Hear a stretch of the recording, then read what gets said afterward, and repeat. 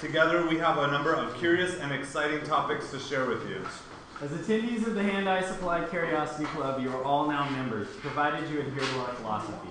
Ex Curiositas Scientia. We pledge to learn without prejudice in pursuit of our mutual goal, perpetual noviceship. We admit that it is impossible to know everything about anything, and thus we remain perpetually curious and perpetually novice. This is our flag and our mascot, Franklin. The lightning bolt represents the receipt of knowledge, the enlightenment of illumination, the resonance of truths understood. It awakens and excites us and makes us hungry for more. And now let's give a warm Curiosity Club welcome to Judy Langlitz Hansen and Dave Hansen of Langlitz Leathers.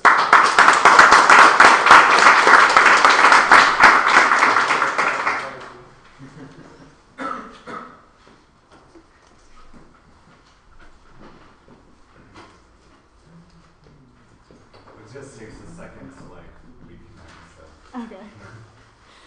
Well, thank you all for being here.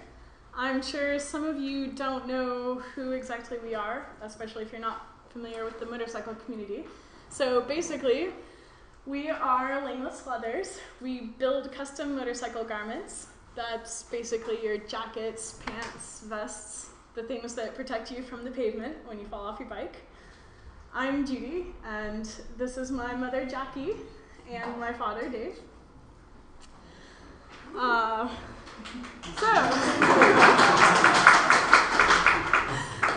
little bit about how we work. The first thing you do if you come into the shop and want a jacket or pants or a vest is we measure you. We take a bunch of measurements and fill out a chart. Your order is then processed by our office manager, Scott. He does a great job of working with the customer and figuring out if someone wants something that doesn't work. He figures out a good in-between of what can be done and what can't. Next, once everything's figured out, your order goes to a cutter. This is Coda, and in the back is Marcus, and they cut all of the pieces from hides for your garment.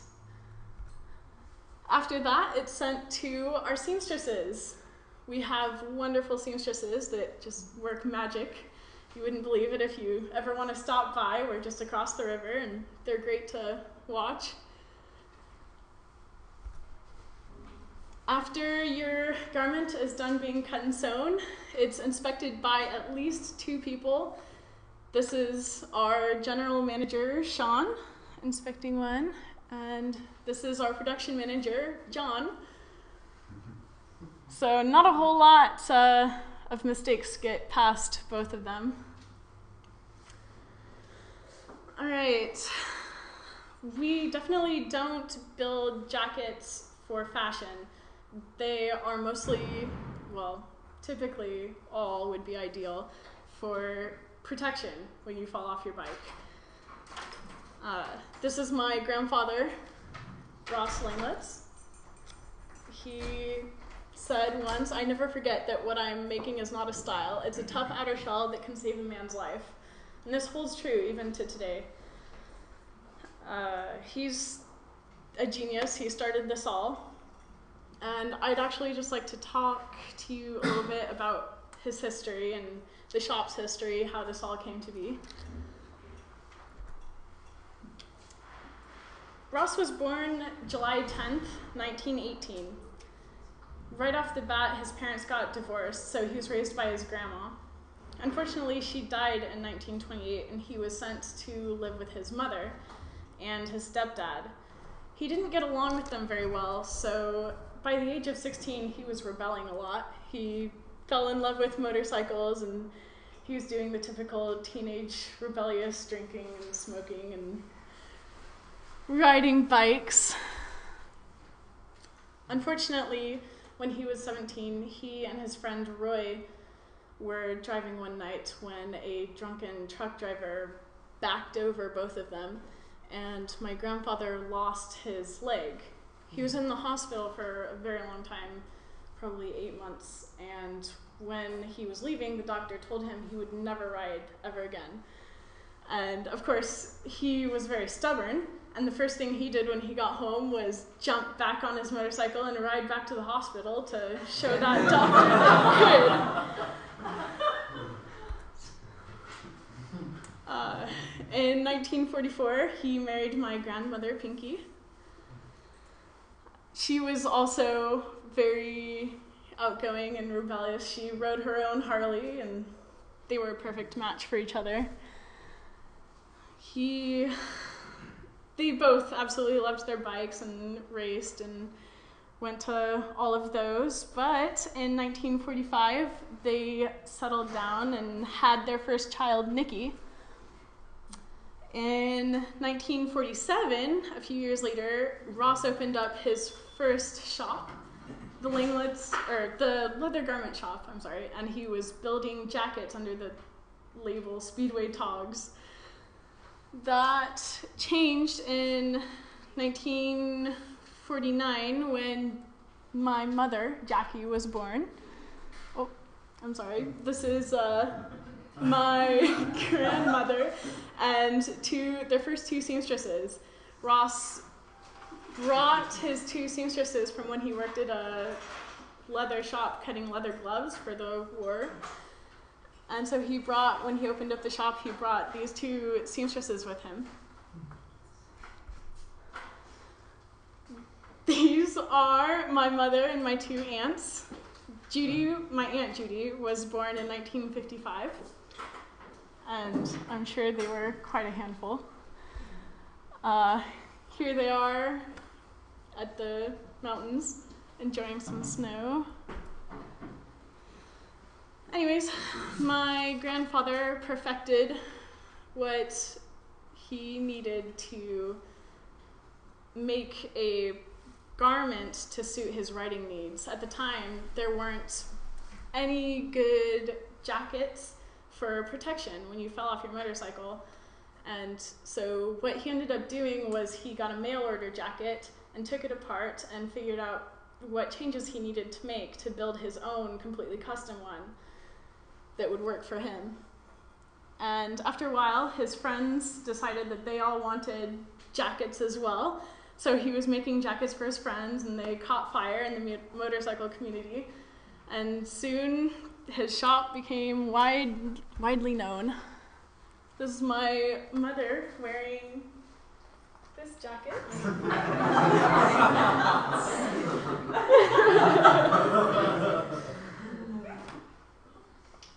You might mention that those socks say Little Lulu on them. What does that have to do with it?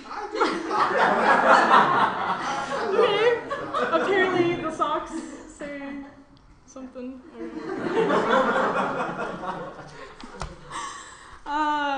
In 1971, after my grandfather had been thinking about retirement, my mother came to his rescue and said, "Hey, I'll give you a trial for 2 weeks, see how I work out." And she did outstanding and ended up taking over the shop. This is her in the little sidecar with my grandparents. And this is the shop that is still there today on 25th and Division. When she means that it was a 2-week trial and I was outstanding, she means that it was a 2-week trial to see if my dad and I could get along. And we could. Yes. By the way, we still have that sidecar in the garage. Yeah. Meanwhile, my father was also a motorcycle enthusiast, and he was familiar with Langlitz because he got a jacket and was riding around, and he ended up meeting my mother. There's the first jacket that I bought. Oh, yes. This is my father's first jacket. I'm sure he will demo that for you Almost later in fits. class.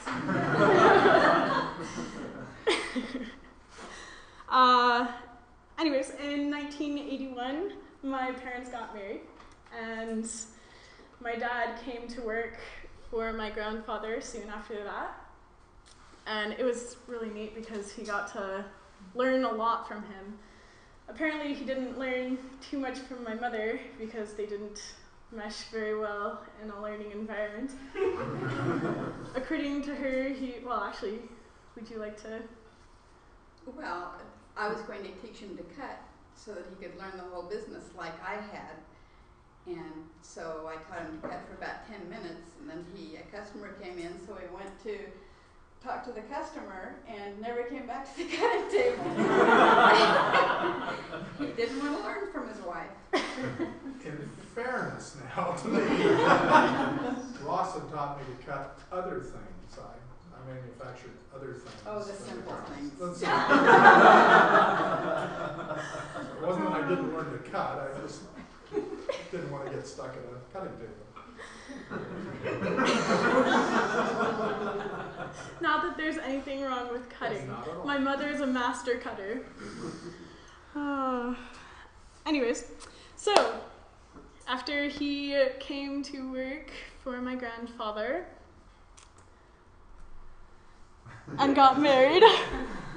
Oh, yes. This was the great sidecar that's still in the garage, as he said earlier. And then in 1988, I was born, and a year later, my brother was born.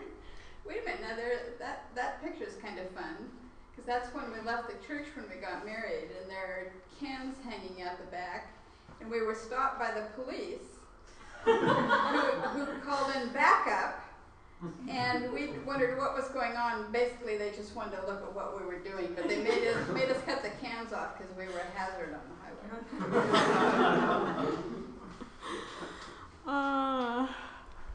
So this is my brother and I. We were quite a handful when we were younger, so my mother ended up phasing out from the shop, and my dad ended up kind of taking over for her and managing the shop. He turned it into what it is today, pretty much, a wonderful place, and he also saw a bunch of potential in the Japanese market, which was key because that flourished. Today we have 2 shops in Japan, one in Nagoya and one in Tokyo. We just opened up the one in Tokyo last summer. Unfortunately, in 1989, my grandpa passed away, but my father and mother carried on his tradition. So today you will still find all of his tools and work area and a lot of his things still there, and we still use his same patterns and everything. This is our Japanese distributor, Taka, and this is actually at the grand opening of Langlitz Tokyo. So this is our family. This is my brother Ross. This is kind of a bad picture, my apologies. But this is our shop. It's very messy, but it is what it is. It's organized chaos. And our family has been doing this for 6 decades now, and it is my goal to carry on the family tradition and keep those strong values in place. It's getting kind of difficult now to carry on some of the things, especially we do everything in the USA. All of your garments made here in the USA, we cut it and sew it, as you saw, but also we buy from USA tanneries, so that's getting really hard to do now that China has been buying everything and shipping everything overseas. But we try our best to keep everything that we can here in the United States. Which brings me to leather. So you may be asking, why do motorcyclists prefer leather? We use chrome tanned top grain leather, and that means it gives you the best abrasion. When you hit the pavement, you're going to slide, and you're going to scrape up this leather. Hopefully it won't get torn all the way through, but it happens. But most importantly, it's going to save your actual skin. And it's very flexible. And the lining that we put in the jackets also helps with that, because it actually turns so you're not rubbing your skin along with the ground as you're going. It's also somewhat neutral to temperature. That means it doesn't sweat as much as, or you don't sweat in it as much as you would if you were using a synthetic fabric. In the summertime, it's easy to open up your jacket, unzip the sleeves, and open up the front and let the air come through, and it'll cool you off. But in the winter, warming up is as simple as layering a sweatshirt or any kind of warm clothing underneath it. It's also great protection from the wind and the rain. And most importantly, it'll last you a lifetime. People buy these and never end up having to resell them if they use them because they never go bad. The people change shape, though. People change shape, yes. We do alterations. It's a common occurrence. And the great thing is they have great resale value. If you were to buy a standard Columbia when the shop first opened up, it probably would have gone for around $200. And nowadays you can resell that same Columbia that you got all the way back then for about $600. So it's pretty much an investment if you think about it that way. And our main two leathers are cow and goat, or animals, I suppose. Goat we highly recommend because it is tougher for its thickness and it's also more comfortable. But cow also gives you the more traditional motorcycle look, which some people care for more than comfort. Not me, but everyone has their own preference. And Now wait a minute. Your jacket's there and it's cowhide. that's true. Sorry, I just throw that out there. Go ahead. I also have a goat skin jacket, although I do love my cowhide. That's your dinner jacket. Yes. Which one is yours? Mine is this brown one.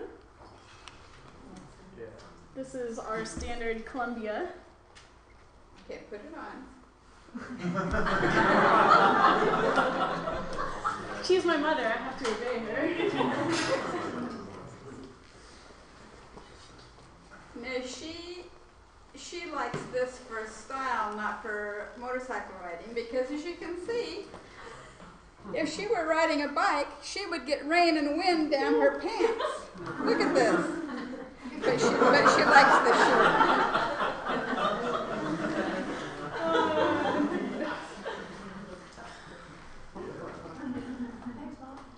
Yes, thank you. I think. Anyways, I will let my father take over to talk to you about the specifics, Thank you. if you wish to.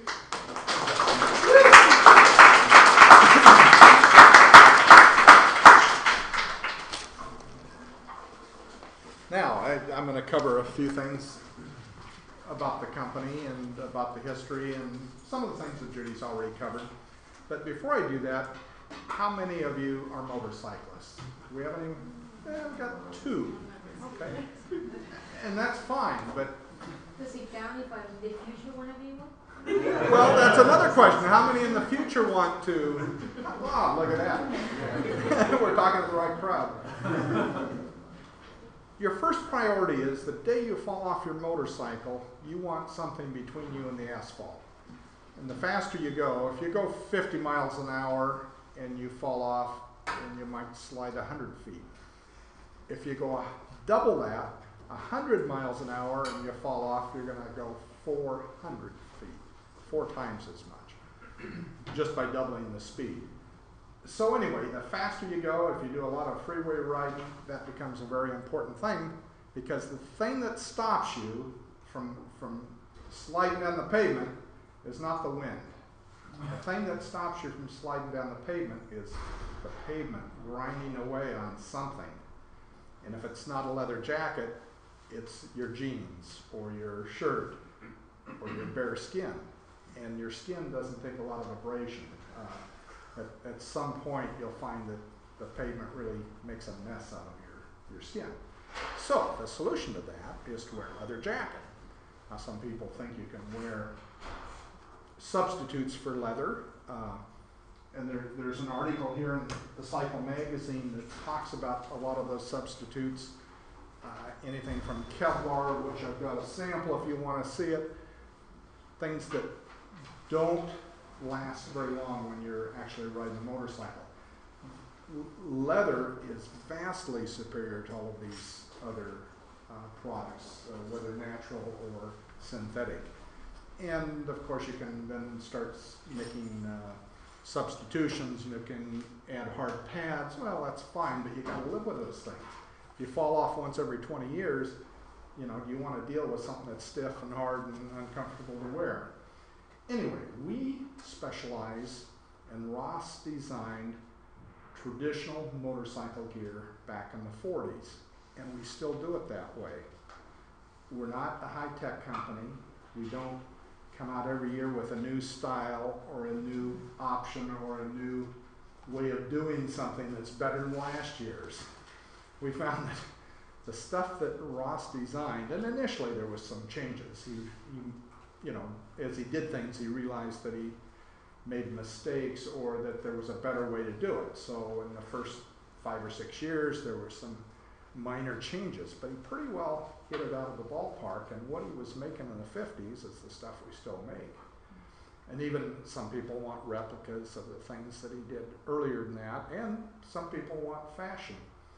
And so they want something that really isn't suitable for motorcycling, like Judy's jacket was showing you. It's a little short, a little snug. Well, that's fine, but we believe that on one side you've got fashion, on the other side you've got function.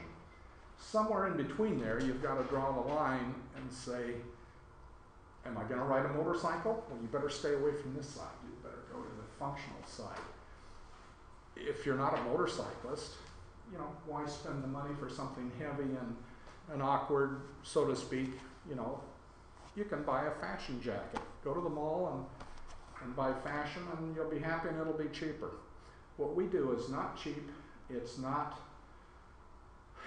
flimsy. It's not meant to be fashionable, although it can be. But we specialize in the heavy-duty utilitarian motorcycle wear. Ross built a company in the 40s that was based on the family. His wife worked there, his daughter, his granddaughter now works there. This is a family business. It's local. There's always been the temptation, or people think that we should be tempted and expand when the economy is wonderful and everything's going uphill. It's real easy to think, well, I can make more money, I can do this, I can do whatever. All I have to do is buy a bigger building, hire more employees, sell more jackets. We've never had that urge. We've always wanted to keep it level so that when the economy does this, if it's doing this every 10 years, you don't find yourself in a big bind. I'm sorry, David, I can't resist. You can tell the economy's bad here. My favorite shirt. I've only got one red shirt.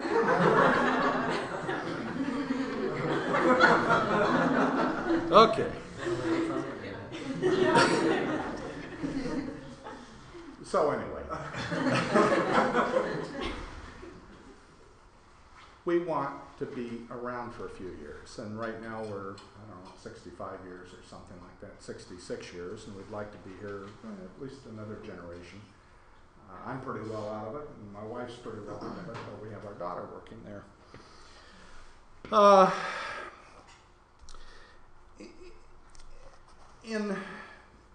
In building a garment, a lot of people assume that one garment is just like any other garment.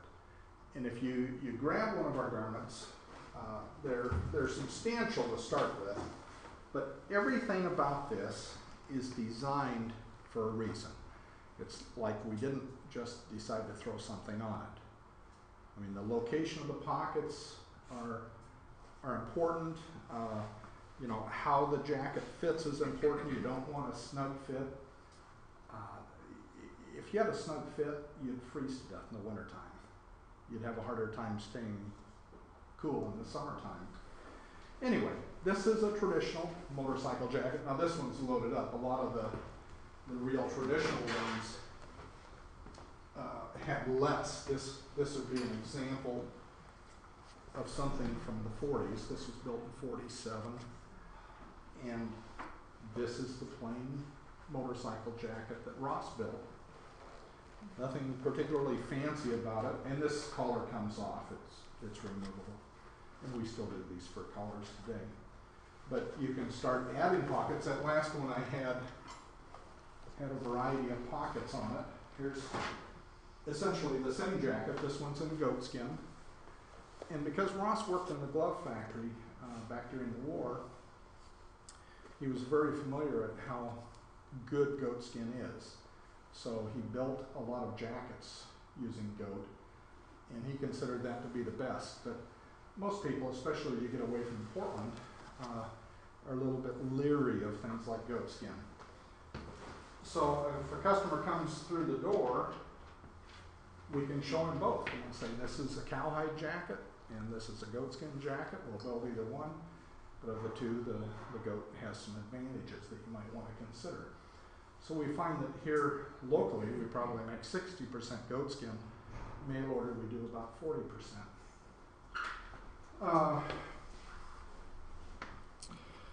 Let's see. We have linings that are heavy duty. This is an example of the lining we use in one of our jackets. You can't just go out and buy this stuff at one of the fabric stores around town. This stuff is pretty tough. This is not our toughest lining. These only last about 15 to 20 years for the normal biker. If you want something to last longer, we have a nylon. And when you start doing stuff like that, this is a much more rugged lining, but it's much less comfortable. I've been there a long time. In fact, when we first started using this particular type of lining was probably 25 years ago. I've never seen one wear out. They've come back, you can damage them, you can cut them, you can burn them, but they just don't wear out. The other ones, after 20 years, it's generally time to change them. And the others breathe better. The others breathe better. Nylon doesn't breathe. We use two types of leather, as Judy was talking about. This is cowhide. This is what's called a side. They take a cow hide, which is double that size, and they split it down the back. Makes it easier to work with on tables, because you can't reach out that far. And for making jackets, it works fine. If we were making furniture, we'd want whole hides. This would be an example of a goat hide, and afterwards you can come up and see any of this material you want. But these are the basics of our production. We have roughly 30 colors, 2.5 dozen colors, but black is traditional, and it's traditional for a reason. It works. It hides the dirt and the bugs and if you fall off and chew it up. And as an example, I've got a pair of pants here that are chewed up. But if I were to put dye on this scuffed up area, you'd hardly know that it was scuffed. Now this is an example of somebody that went down about 70 miles an hour over on 217. They had gone through and ground up the surface, so they were going to repave it back 15 years or so ago, and somebody took him out. He was doing 70 when he went down, and they cut it off. They ruined it. You can't do anything with this other than start over again. But the point being, there's no holes there, and the guy was happy he was wearing it. Oh, they cut it off in the hospital? Before they even load him in the ambulance, a lot of times I'll cut it off. I had one customer that was really irritated because he broke his arm and they cut his pants off. So anyway, those things happen, but we don't care. We'll make another one. And the insurance companies typically cover it. It did the job. And that's what we want to do, is build something that does the job for you. You don't want something that falls apart when you're sliding down the pavement. let's see. This jacket, this first one I showed you, has what's called a sand brown belt.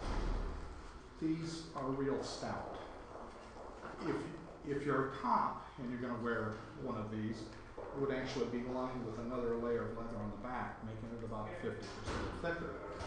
But if you go into a fashion store and you buy a fashion jacket, you end up with a belt that quite often will end here, and it's just for looks.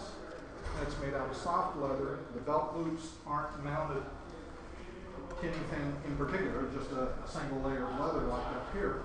There's 4 layers of leather here that mount the belt loops. And that means you can really pull on this and it doesn't just fall apart.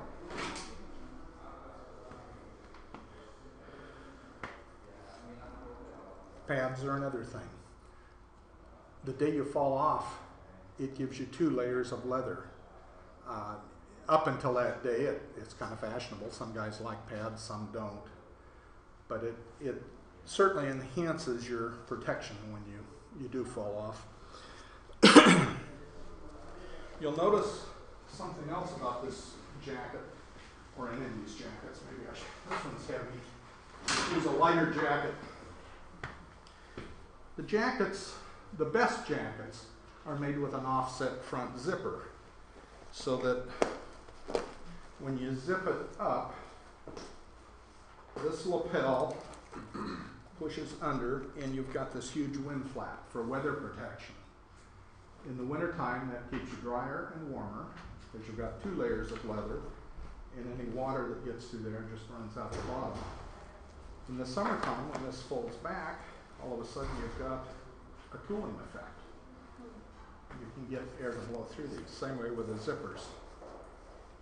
The sleeves, these zip down to where they're not snug. There's about an inch of play, but you can get wind blowing through there if you want. We build them with enough room so that you can put a sweater underneath. If you're a real cold weather rider, you might want room for 2 sweaters. But it's pretty uncommon to build them that they're so snug you can't put a sweater underneath. But we can do it if that's what the customer wants.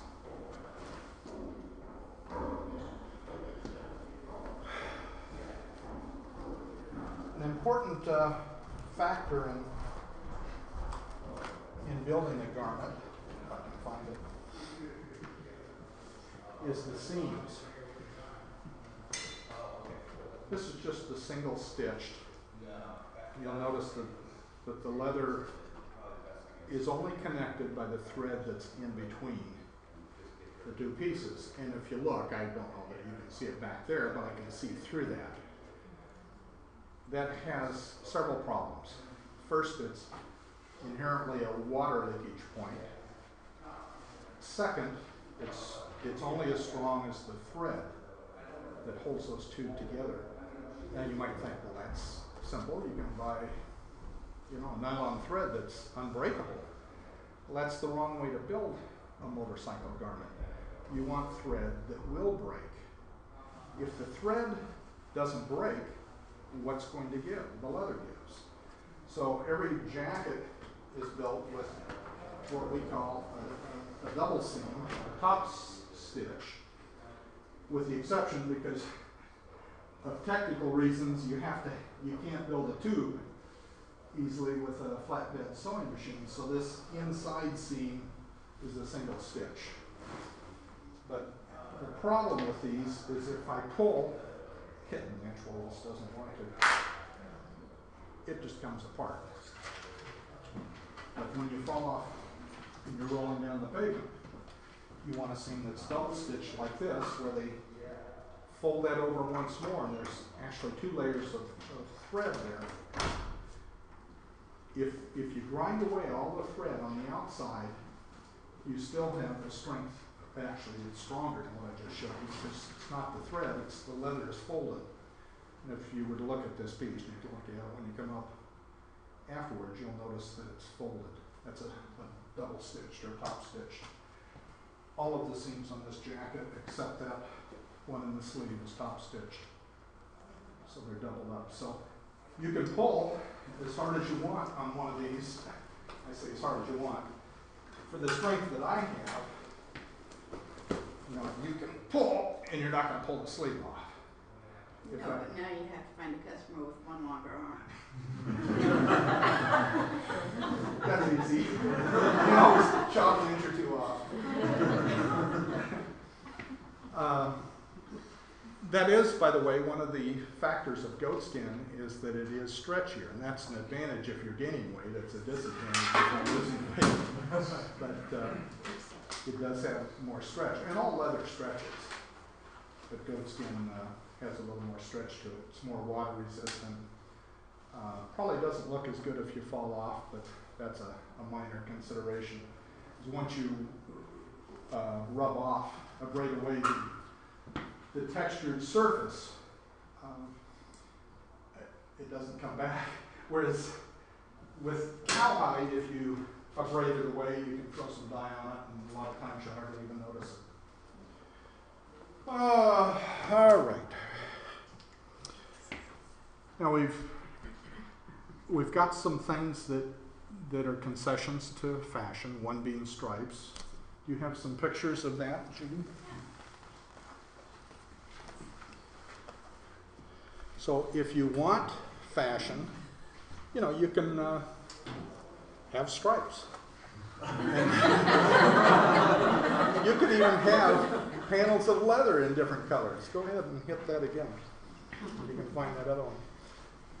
Stripes work real well with racers, because when you see somebody out there with a certain colored stripe, and I'm talking 40 years ago when most of the leathers were black, 50 years ago. Oh, pardon me. I thought we had more stripes. Anyway, you can have sleeve stripes or stripes anywhere you want. This happens to be not a fashion jacket, but it's a flight jacket. It's one of the things that we commonly do for people that might have a motorcycle, but they don't want a motorcycle jacket to wear in a car because they don't work quite as well. It's like a flight jacket with a car. So we do things like that.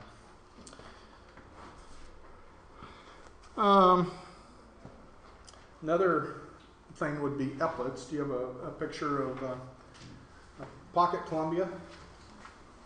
You've seen the little shoulder straps? Those are called epaulets. It's this piece up here. For a lot of people, that's fashion. And if that's what you want, that's fine. If you're going to carry a shoulder bag of any kind, or a camera, a purse if you're a lady, that keeps the strap from sliding off. It was originally designed back in the medieval times so that it connected, it's where the sleeve connected to the body armor, left a little gap there, and if somebody's broadsword came down there, your arm fell off. So put a little strap of metal there and called it an epaulet. It did have a practical function back then, but now it's not used for that, obviously. Could be in a motorcycle crash. Keep your arm. Well, keep your arm from falling off, yeah. I've seen customers come in and they hold their gloves up there. You know. That's a good way to lose gloves. But again, that's probably fashion.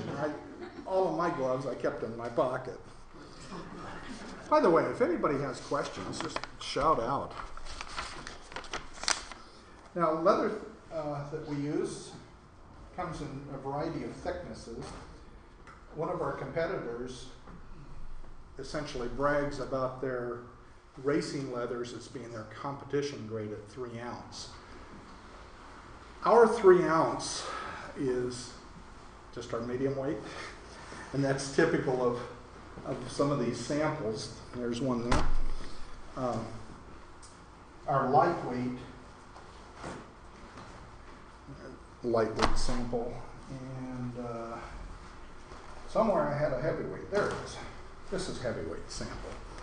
This is a little over 4 ounce, and that's ounces per square foot. So you can imagine that a 4.5 ounce would be twice as thick as a 2 1/4 ounce. Well, 2 1/4 ounce is getting to be the light end of our lightweight. And the more you have between you and the pavement, the more protection you have. The problem is, the thicker the leather, the less comfortable it is, the longer it takes to break in. So we offer the goat skin as an alternative. If somebody wants a real tough garment, the goat skin is tougher. But it depends on if they want more tradition. If they do, then we can go to the cowhide. And there's a variety of different types of cowhide. This is typical for what we used back in the 40s, and it's typical of what we use now. And a lot of what they had in the 40s was horsehide, but by the 60s, most of it was all cowhide. Do you always buy the leather? Is it always sold by ounce? Because I was thinking like hiking boots, they often give it millimeters, the thickness. Well, that's the modern way of doing it. Okay. We're a little slow, so we still use the ounces, and the tanneries use ounces, use American tanneries. The leather gauge has both, but we use the ounces. Yeah, just give you an idea of how that works. That's 3.5, 3 3/4, but it's heavyweight. This is not our heaviest, Okay. but it's typical. Is that based on the age of the animal or where it's taken from, where the leather's taken from? It's interesting when you go to a tannery. The animals typically have, at least if they're an older animal, they have thicker skins. When you go to a tannery and these hides are going through, they go through quite thick, up maybe close to a 1/2 inch in thickness, depending again on the age of the animal. But they stick the hide, they throw it up on a platform that has 2 rollers. They're not big rollers, but they're moving at high speeds. They throw that thing up, and as soon as one of those rollers catches it, it whips it through, and just that fast, and it's through. On the back side of those 2 rollers is a knife edge, and that splits it. All we use is the top, what's called literally the top grain. And for every hide, there's only one top grain. The rest of that is all leather that's used for things like gloves and welding shafts, what have you. Not very expensive leather, but for a garment leather, you want that top grain. But in doing that, they can set how thick Right. they want it to be. They set that knife wherever they want, and we can order lightweight, we can order heavyweight, or most of it's medium weight, and that's what they send you, whatever it's split at. And it can vary. It's not like at one end of the hide, it's not like the hide is consistent. You get thin spots, what have you. It's just typical. So suede is what you get when the top grain has been taken off. Rough out is when you have done that, but you turn the top grain over and show the suede side of that. Yeah. There's a lot of varieties of leather and how it's used. We specialize in one type, and that's this top grain that you're looking at. So, when you get into shoe leathers, in fact, this is chrome tan. You get into belts and shoe leather and what have you. It's usually other types of tanning processes. But this would give you an example of a color chart, which we've got all those colors. But if you're going to order a jacket out of, say, boy blue, that's going to get old real fast. If you buy a red bike and you want a red jacket to match, very fashionable for a year or two. And then when the bike gets sold, your next one's green, you've got a problem. Much better to have a black jacket. It doesn't matter what color your helmet is, what color your shoes are, your gloves. Black matches your bike. All right. When we get charts in, these are typical. I did not bring any real charts because we're very careful with customers' stuff. The last thing you want to do is lose a chart and have to call the customer and say, we need another set of measurements. These are copies. We staple the leather sample if they want something other than black to it, so we know. This one is from Happy Valley. And these are all options that the customer has ordered.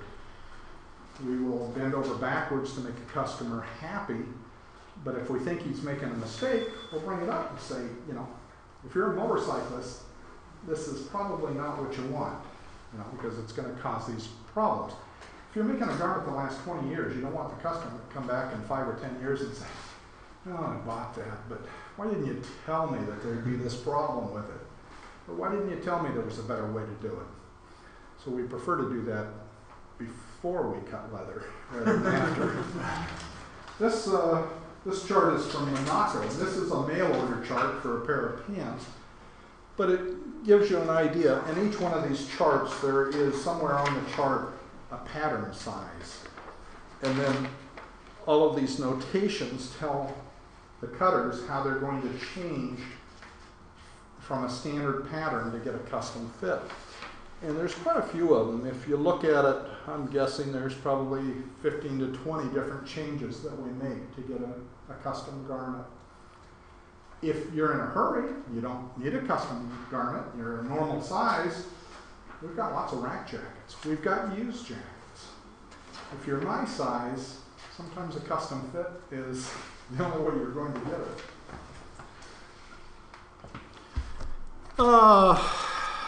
I was talking about when we build a jacket, everything about that jacket has a reason. There's nothing here that's just guessed at or just thrown on. The pockets are made so that they open in a certain direction so that you can open them one-handed. When you're riding a motorcycle, if you have to get into your pocket for some reason, you don't want to take your hands off the handlebars and the brakes and all that to get into a pocket, but you can reach your chapstick or whatever. And that's the nature of these. They're well thought out. They were thought out not by us. They were thought out by Jackie's dad back in the 40s. And these are the concepts he came up with. As far as he knew, he was the first one to put zippers in the sleeves, opening and closing the zippers. That's important for a motorcyclist. The last thing you want to do is slide down the pavement at high speed and have your jacket, you know, if you go surfboarding down the pavement, you don't want the sleeves to come up into your armpits. As far as we know, he was the first one to cant the sleeves forward so that they assume a motorcycle rider's form.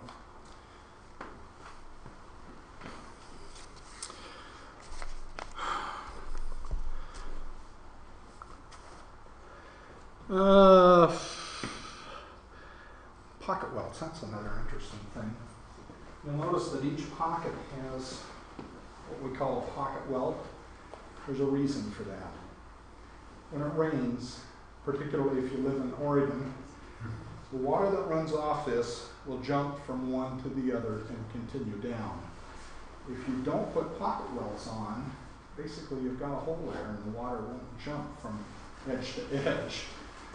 So the little things like pocket welts are extremely important, even though they may not look important. You'll notice that this has brass on it. We offer 3 basic types of hardware, brass being our default and most popular and the one we recommend. If you want black, we have black zippers and black snaps. We've got silver zippers and silver snaps. I say silver there. They have that appearance. But brass has some advantages. First, the older the garment, the more the brass ages. It takes on a patina and looks nice. It's soft on the eyes. If you get a silver jacket or a silver hardware jacket, it'll have a harsh look, a real high contrast. That's fine if you're going to discos. I want to say discos, whatever they do. Well, if you're into the music scene, maybe that's what you want. If you're a biker, your bikes probably have plenty of bling on them. The brass just gives you a nice soft look. It looks rich. As Ross used to say, jackets that have silver hardware just look cheesy. So generally you see that on cheaper jackets. Yes? I was wondering if you could talk a little bit about the breaking in process. Sure, I know I sure. got like some nice leather shoes, and the first 2 months were horrible and painful. And after the other best shoes I ever had, and is it kind of similar timeline for you guys? Hold on just a second with that. I just want to finish this up. If you get black, there's not enough contrast. You need just a little bit. Not that you're looking at the brass, but you want the jacket to look posh. You want it to look nice. And black doesn't give you that look. Yeah, Now, black looks nice. well, It does. yeah, okay, my wife likes black. I'm not a big fan of it. I like the contrast. The brass has a nice look when it breaks in. Now the breaking in, we get this question from almost all the customers. If you buy a cowhide jacket in medium weight, how long does it take to break in? That can be 6 months or so. They have a distinctive, stiff feel when they're new. In a short amount of time, especially if you put leather dressing on them, they'll start to loosen up and start to mold to your body. As I said before, all leather stretches. It will tend to actually conform to the shape of your body to a certain extent. If 6 months is too long, or 3 months, whatever it is, it depends on how much you wear it, goat skin is like broken in from day one. It will still change, but the day you put on a goat skin jacket, whoops. I'm sorry, it's back there somewhere. It's right here. Oh, yeah. I mean, this, if you just grab a handful of it, you know, it doesn't have a lot of resistance, so it breaks in right away. Your shoes, I can't advise you on that, other than probably the thicker the leather, the longer it's going to take to break in.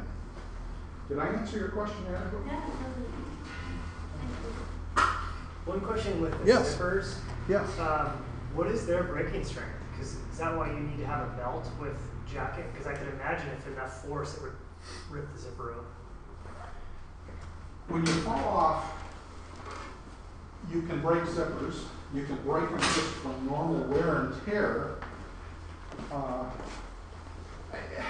It's real hard to say how long a zipper is going to last. Depends on how you treat it, how often you put wax on it. When you get the belt off. See this mat that takes the strain off the bottom. Okay. Because for precisely that. Yeah. Yeah. The belt really has nothing to do with the fit. If you're going to carry a gun belt or handcuffs or a knife or something on the belt, that's why you would get a belt, rather than just hang a lot of weight off of a soft whatever on your jacket.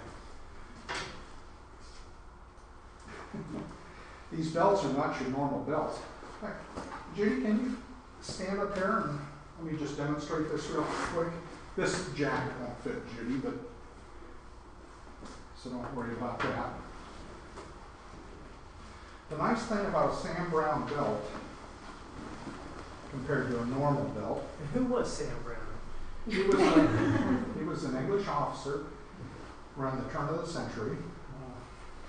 And the problem with when you have a belt, once you undid it to take, you know, whatever reason, for whatever reason you took the belt off, if you had a sword on here or a firearm, this would just pull right on through. So he designed a belt that just had a couple hooks, quick and easy, and very positive locking. So if you're a cop, as soon as you do that, your gun doesn't end up on the floor. Very simple. But very practical and very important. It also gives you a little bit of support when you ride a bike. So when you sit on a seat, your inclination, not your inclination, but what happens to your body is it squishes out. Well, the belt takes that up and gives you the support in your lower back where you need it. Thank you, Judy. All right. Next. Couple things. As a family, we feel obligated to Ross to build garments that he would be comfortable with, that he would be happy with, that he would smile if he knew what we were doing. And I believe someday I'll meet Ross and in a feel real bad if he said, why did you let the quality go fall apart? So that's our primary goal first, quality. We want to build a good garment. Second, service. If somebody breaks a zipper, if somebody falls off and chews up their jacket, and they bring it to us and say, can you fix this? Yes, we can do it. How long is it going to take? Well, are you riding your bike? If somebody's riding their bike, we don't want them falling off without their jacket. It look pretty poor if their jacket was in our shop being worked on for three or 4 weeks and he's out riding a motorcycle. So we bend over backwards. If they can wait, that's fine, but we don't want to make a customer ride without leathers. So we will perform the repair right there if he needs it. Some things aren't quite as easy, but people that fall off and really chew them up tend not to be jumping on their bikes right away. but zippers are the most common thing. You break a zipper, you take it in. You don't want to wait 2 or 3 weeks. You know, from our standpoint, it's just easy to fix them while the customer's there. Why make him come back? So we have one employee that does mostly repairs. Guarantee. You know, we've got a guarantee just like other companies, except it's not just like other companies. Our guarantee is a little bit different because our guarantee says we want you happy. If you have a garment and the zipper breaks and you've only had it a day or 2, but you fell off your motorcycle and that's why the zipper broke, you can pay for it. It's your mistake. You have a jacket that you've had it for a year or 2 and the zipper breaks, and if it's not a reasonable amount of writing, there's a point where you charge them, but if it's our fault, if we made something that wasn't right, that they're not happy with, you fix it, you make them happy. That's another one of our goals, is to make our customers happy. We want to meet the customer's needs. We want to build a garment that will make them happy. If they're not happy with it, you know, nobody wins on a deal like that. So if a customer comes in and wants a garment that's too weird, too fashionable, something we don't normally do, you know, we don't do it. We just suggest that they go to one of our competitors, and we'll even offer the phone numbers and the names of those people that will do that kind of thing. We would prefer to build things that we're happy with and that our customers will be happy with. This all costs money. If you want a cheap garment, we're the wrong place to go. I purchased, and you can buy, jackets, leather jackets made in China for $20. There's a store, in fact, a chain of stores that sells nothing but $20 or less. Whatever's in the store, and they have jackets. You know, if you want a cheap jacket, there's lots of places to get cheap ones. There's only one place to get the best. And we're the best. Yeah. Another thing, delivery. You know, a number of years ago, we were in the Wall Street Journal on the front page. It ran our backlog up 20 months, and now it's hardly anything. But it fluctuates, because that's the one thing we can change. If a customer comes in and we've got a 6-month backlog, we're not going to tell them 2 months or 1 month. You're better off delivering 2 weeks early than 1 day late. That's our philosophy. So we bend over backwards to keep our promises.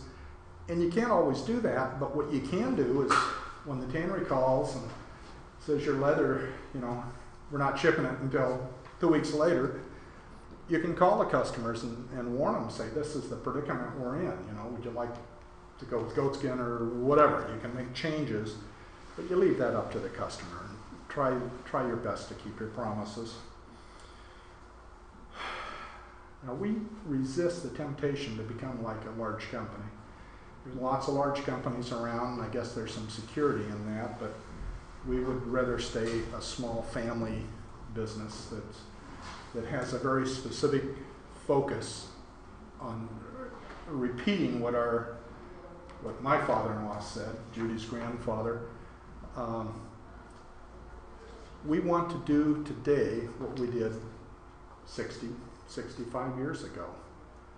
And we try to do that every day of the week that we work. Our slogan is, we build the world's finest motorcycle leathers. And we've been around a lot of motorcycle leathers. You can find lots of compromising leathers, but we are the best. We're the number one. Our goal is to have happy customers who feel like they become part of our family. It's not just you're a customer who comes in and buys a jacket from us and thank you for your money. We want you to feel a part of our company, a part of our family. We want you to be one of the happy Langlitz customers who's proud to wear it. So we bend over backwards to let our customers do our advertising for us, so to speak. If you go to our website, there's customer comments. You can see customers that are happy with us. Well, I suppose anybody could do that. But if you search on the internet, Langlitz problems, probably the biggest problem you're going to find is that we're expensive, but you don't find people, or you don't find our customers saying, yeah, they ripped me off. They built something that was wrong, because it's a lot cheaper to give the guy his money back if he's unhappy than to end up with something on the internet that lasts indefinitely that says you're a creepy company to do business with. And the cheaper you make things, the more you're competing for the bottom of the market, the more you have to deal with that. But we don't, because if a customer's unhappy, you can always say, I don't think I can make you happy, but I can refund your money. Would that make you happy? You do what you do to keep your customers happy. Now, that's pretty much it, other than we've got a bunch of tools, things that you wouldn't normally see. In fact, even in competing companies, this is a shoulder slope gauge. Come on up, Judy, let's just demonstrate that. So when you get a custom garment, not everybody has the same sloped shoulders. And depending on how that there's a little bubble in here, by the way. But you build the leathers to match. That's a big concern. These tools, these are typical of the tools that we use. These are my shears. I used these for 30 years. I was there 3 decades. And it's nice to have a big pair. I've got big hands, so I can get by with this. Most of the employees, particularly the women, have shorter than this, but you can really cut leather with something like that. Don't use any special rulers, but we have short ones and we have long ones. Try buying one of these sometime. They're not easy to find if you want an 18-inch. Now these 2 tools came off of Ross's table, which we still use that table. These are tools that he used, and we still use them. That's just a simple little punch. We've also got the rotary punches, which I didn't bring in. That's used on every garment for nipping the thread ends. And now there were some illusions that I didn't do any cutting, but this was my cutting knife for many years. In the later years, I didn't do a lot of cutting, but still, if I had to cut something, that's what I grabbed. Most of the employees use a more modern knife with disposable blades. You break them off and throw them away. That one you have to sharpen. Are there any questions? Yes, Tobias. So how did you identify that the Japanese market was one that would work out really well for you guys? In about 1990, I think it was, or 89, we had a roast parade where a couple Japanese came in on a boat, a Japanese boat. It was the first boat, and it was a training boat. But I've always enjoyed being friendly with customers, and these fellows are from out of town, so I took them around and showed them places like Crown Point. Anyway, afterwards, they went to Japan. They ended up buying, I think, 3 or 4 garments between the 2 of them, which is fine with me. And I think they showed them to other people who then came over. started buying stuff from us. The company started just grabbing leathers and piling them up, and here's $10,000, and did that a couple times. And anyway, then another company did similar, and it kind of mushroomed to a point where by about 94, a guy came over who had a company that he had started in the garment industry, and he would come to America, buy leathers, or buy whatever, clothing, take them back to Japan and sell them. Distributed them. He didn't even have his own business. Anyway, turned out that the first time he came over, he didn't speak English, and he came over when we were closed for vacation, about 92. So I waited till 93 and did it again. We were closed again. We closed the first 2 weeks of August because that's our slow season. So he came back a couple months later and caught us there, and spoke a little English by then, but that kind of blossomed out. Now there's a couple dozen companies in Japan that carry our products, and we have the two shops that Judy had mentioned that are exclusive Langlitz. That's all they sell. When you walk in, there's nothing in there for sale that wasn't made by us. So we do a lot of bags. In Japan, bags are very functional because when you go somewhere, you're gone all day and you've got to carry whatever you're carrying in that bag. So we do lots of things like that.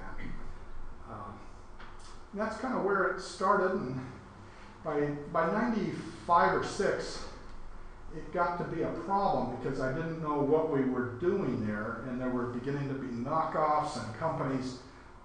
Lots of people wanted to buy our stuff, but we had no control. We didn't. If I sold something to somebody in California, it ended up in Japan and could be sold in the flea market or who knows where. So that's when we contacted this fellow and said, look, would you like to be our distributor? And he has done that and done a wonderful job for us. He advertises and controls the market there very, very nicely. Any other questions? Yes? I have a question about armor. Do you have customers that wear additional armor underneath, or especially spine protection and that sort of thing? Yeah. How does that typically work? You know, we do have customers that ask about that all the time. Mm-hmm. We don't do it because basically you're getting into more of race gear when you're doing that. Mm-hmm. And we make traditional race stuff that was typical of what was available back in had a card in the 40s, 50s, and 60s. Here it is. This is the first race suit we made in 47. Anyway, when you put spine protection or armor like that, you have to make the garment snug enough to hold that in place when you fall off, which means that if you're just going to the grocery store a few blocks away, you're probably not going to bother putting your leathers on, or if you do, it's a major battle and you don't have room for a sweater underneath. It complicates things greatly.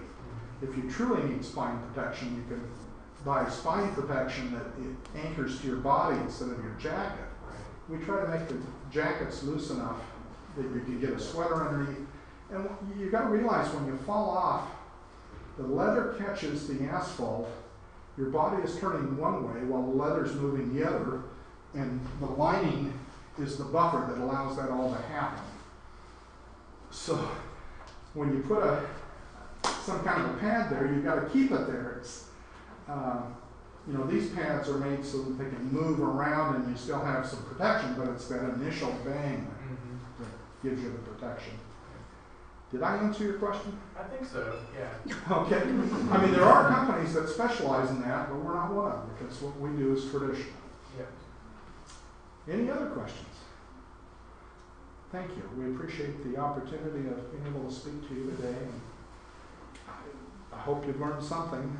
It's been fun sharing our business with you.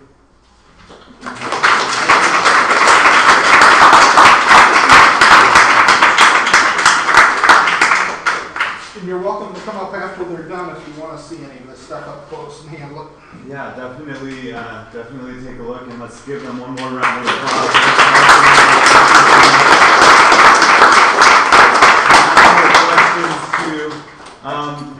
Can I just interrupt? Oh, yeah, please. I forgot to mention this to you. I was looking for a jacket in the early 70s. I found this one for $40 in a store, and I thought that was a lot of money. But I bought it, and that's why I'm here. And now this jacket that I paid $40 for is probably worth $700 or $800. Sorry about that. Oh, no, that's great. So come up and ask some questions. We return on March 19th. Trevin Miller, Mr. Green Beans, is going to talk about home coffee roasting. It's really that easy. Mr. Green Beans is a homegrown Portland store dedicated to reviving the domestic arts through education, support, and collaboration. They carry supplies and provide classes on DIY coffee roasting, home soap making, cheese making, canning, preserving, cultured foods, and more. Home coffee roasting is fun and easy. For modest price and very little to no investment in specialized equipment, you can turn raw green coffee beans into a spectacular cup of coffee. It only takes a little practice, and you can easily create freshly roasted coffee that will rival even the best commercially produced coffees. All right, thanks, guys.